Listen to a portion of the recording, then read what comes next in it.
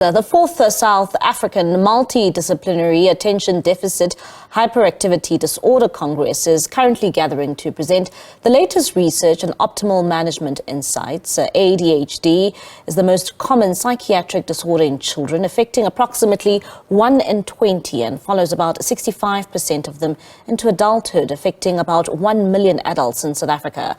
The Congress is hosted by Stellenbosch Business School in partnership with the Goldilocks and the Bear Foundation, where international and local multidisciplinary professionals comprising of psychiatrists, pediatricians, general practitioners, psychologists and occupational therapists. For more on this, we are now joined by the Pediatric Neurologist, Dr. Adri van der Walt, and she joins us via our video link. Dr. Adri, thank you so much for joining us here on the late edition. Perhaps let's start off here. What is the significance of this week's ADHD conference? I think it's like everything. The more knowledge you have, the better you can make people aware of something.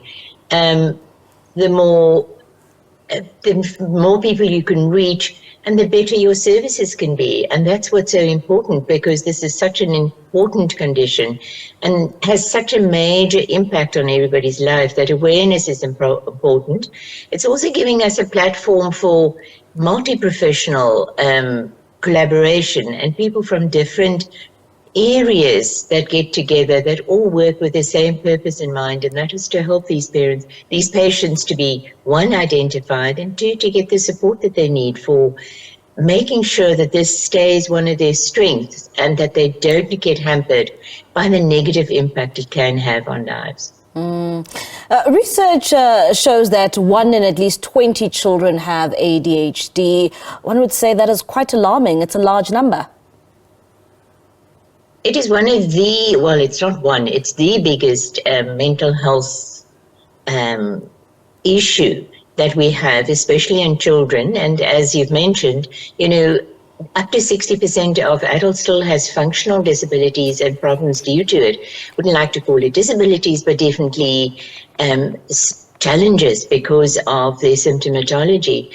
And for that reason, it is important. And the importance is that we have to recognize it, but there's a lot of other conditions that can present with symptoms that look so much the same. And it's important to identify the different ones, and also to make sure that each patient's individual needs gets recognized, seen, and then we specifically try to support those patients in their needs and to ensure that they have a successful education and also social and family life, because it affects everything around them. It's not just the child, it's the adult, it's the family, it's everybody that gets affected. How does one even identify problems of this nature? How do you see the symptoms of ADHD in your child? Look, there's a very clear diagnostic formula that has been set together by the DSM-5, the ICD-10. It's all the codes we use. But basically there's 3-4 areas that they have problems in. The one is the inattention, which is the fact that it's not to say they can't concentrate. They can hyper-focus if they're interested. But that's where the point comes, their interest. If they're not interested, that mind finds it very difficult to stay focused, to keep their attention going, and that then has an impact on their learning, on their working ability, and on being able to follow through. With that comes the organizational skills to start something, to finish it, to complete. For little kids to follow a series of instructions, that it just becomes too much, I can't remember. The activity levels, we think of they have to be hyperactive, but some of them are dreamers. Some of them are what we call the little cloud kids. They float around, and you've got to get their attention to get them to really stay focused. And then you get the more common group, the fidgeters, who's just, something has to move somewhere. And the third triad of the symptoms is the impulsivity.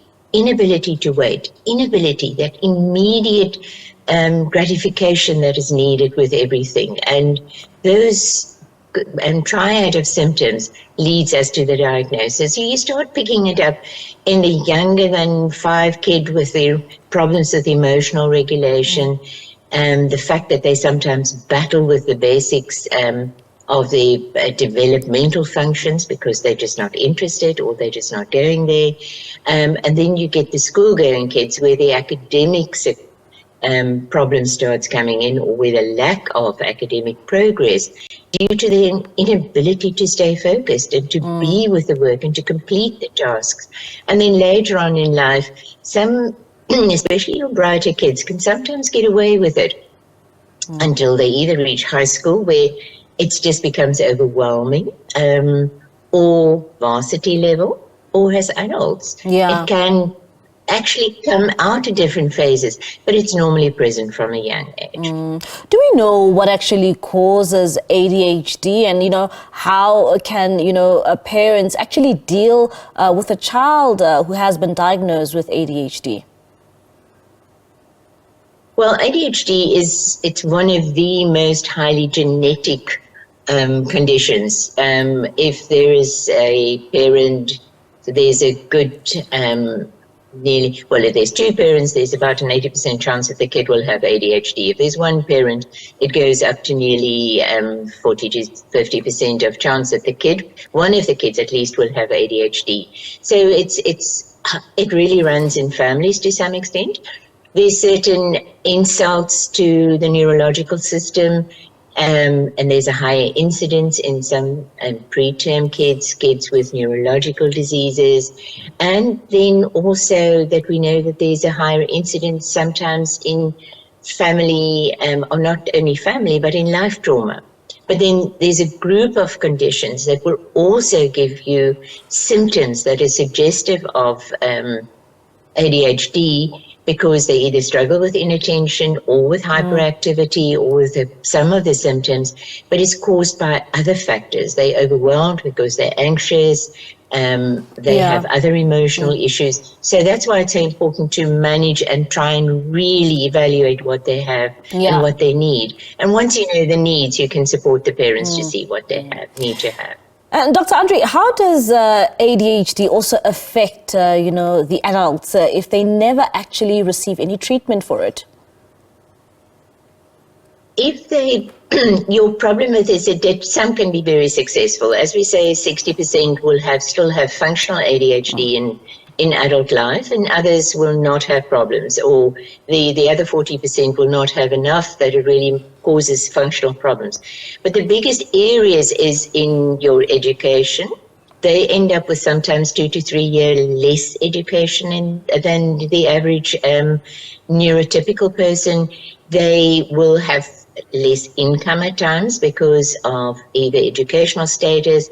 They battle to keep their jobs, especially if it's not something that they enjoy doing. So financial impact, lots of social impact in their relationships, impact in parenting their children because of how and what they, how they react, their self-image. And our biggest problem is self-image, confidence problems, and self-worth problems. Just not feeling good enough, just not able to get to where you want to be in life. And there's always myths that go associated with ADHD. How do we break some of these stigmas?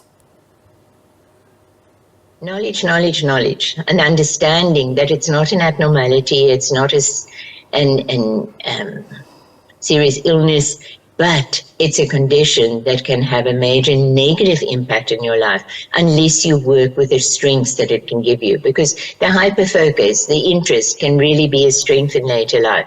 But the most important one is that not all kids are hyperactive. The drugs are not the problem, or the medication, which I prefer to use it because the word drug has such bad connotation. And that's actually where the biggest part of the myth comes in, is that the medication that we use, that we're trying to change people, we're trying to make their lives better, that they can come out at the other side with a better confidence level and a better self-worth level. All right, no, it's understanding the condition, I think, is the most important. And that's why knowledge is so important.